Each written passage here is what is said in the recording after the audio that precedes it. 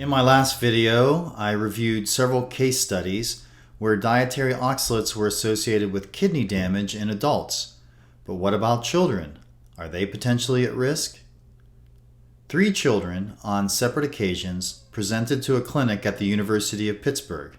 They all had the same symptoms: painful urination, abdominal pain, back pain, and blood in their urine.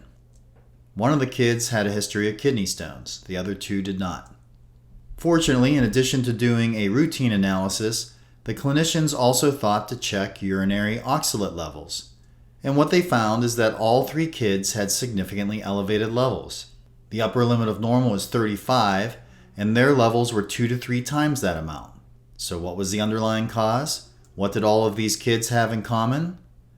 They were all drinking lots of almond milk.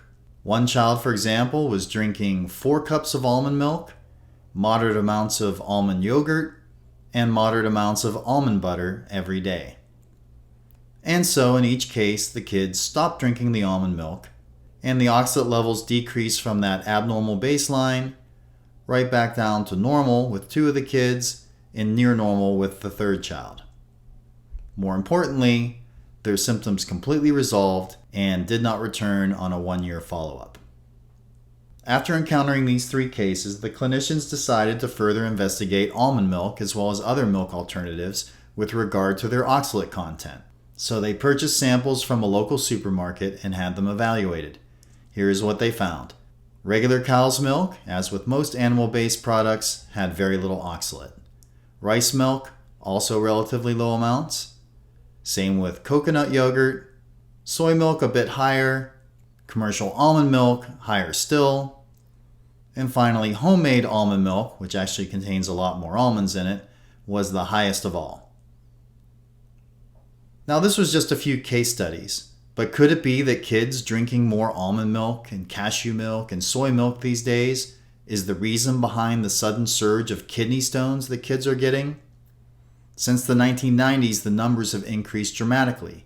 Here's a study over a 10-year period, and a separate study over a 20-year period. And maybe it's not just the almond milk and the almond flour and the almond butter. Maybe it's also the high oxalate spinach and alternate grains like quinoa and amaranth and buckwheat, all of which have oxalate levels significantly higher than the more traditional grains like rice, corn, and wheat.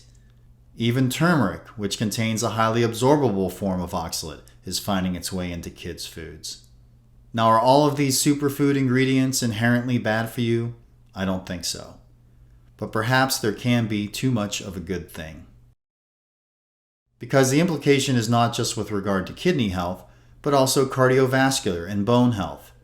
It's well established in adults that there is an association between kidney stones and cardiovascular disease and osteoporosis. Is the same true for children? Recent research suggests that it is, such as this study here published in the Journal of Pediatrics, showing that children with kidney stones, compared to normal children, have increased thickness in the walls of their carotid arteries. This is an early sign of vascular disease. And here is a study published in a pediatric nephrology journal, showing that 54% of kids with kidney stones have abnormal decreased bone density. This is especially important because we achieve our peak bone mass in childhood, prior to the age of 20. This is not something that you can necessarily improve upon later in life. So am I suggesting that kids should go back to eating ultra-processed foods because they tend to be lower in oxalates? Or am I suggesting that kids, or adults for that matter, should only eat animal-based products because they happen to be very low in oxalates? No, I'm not. Because in addition to healthy animal foods, there are plenty of healthy, whole food, plant-based options that also happen to be low in oxalates. It's just a matter of choosing the right ones. We'll talk about these super-duper superfoods in a future video. Stay tuned.